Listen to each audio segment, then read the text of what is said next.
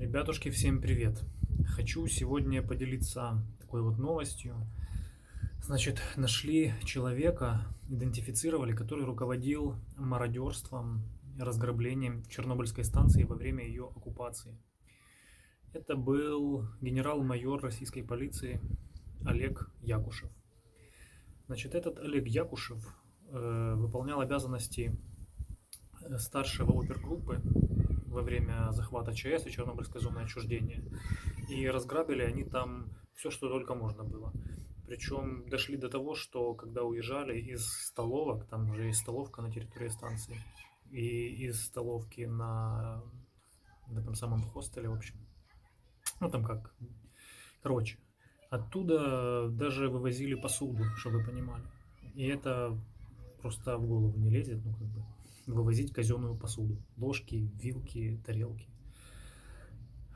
Да, это не считая всего остального, не считая начинки компьютеров, не считая каких-то ценных вещей и не считая даже той лаборатории, которую беспощадно разграбили, лаборатории по изучению ядерных отходов, которая стоила, ну, как бы нам всем украинцам, так как строили ее в том числе и на наши налоги, в общем, да, 6 миллионов евро она стоила.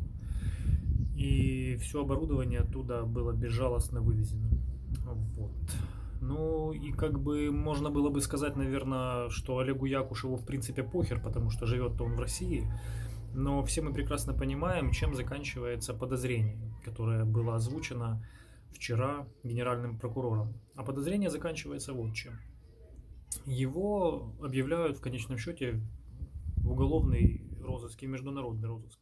И поэтому даже поехать в Турцию с семьей на отдых будет проблематично, мягко говоря. Потому что его просто тупо арестуют.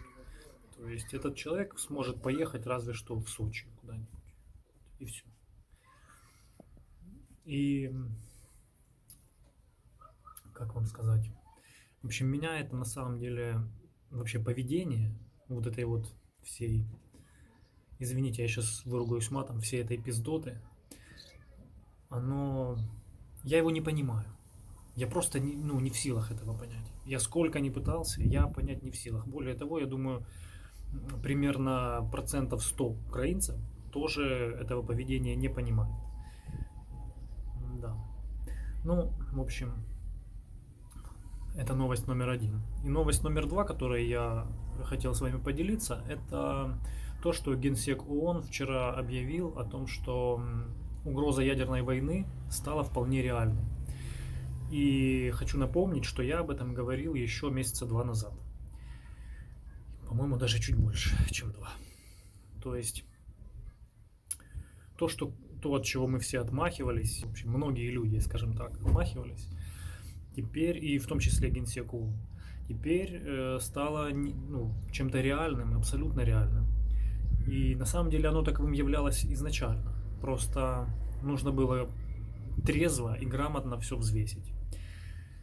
И да, угроза ядерного удара, она абсолютно реальна. Потому что взять Украину не выйдет у Путина. Никак. Какие бы он силы ни прикладывал. Это невозможно. И даже небольшой тактический успех, который может сейчас быть у нас там, в Луганской области, ну, точнее, у них, в нашей Луганской области, да, в конечном счете закончится тем, что наступление захлебнется. Вот, и будет контратака, мы начнем отбивать все территории, как отбили уже массу населенных пунктов и массу направлений. И в таком случае у него просто не останется выхода, потому что поражение для него в этой войне будет означать смерть. Не политическую, а вполне реальную смерть. На него повесят всех собак. Ну, это мое личное мнение, но я думаю, что примерно так и будет. Поэтому в конечном счете все может закончиться именно ядерным ударом. И это реальность. Как-то так.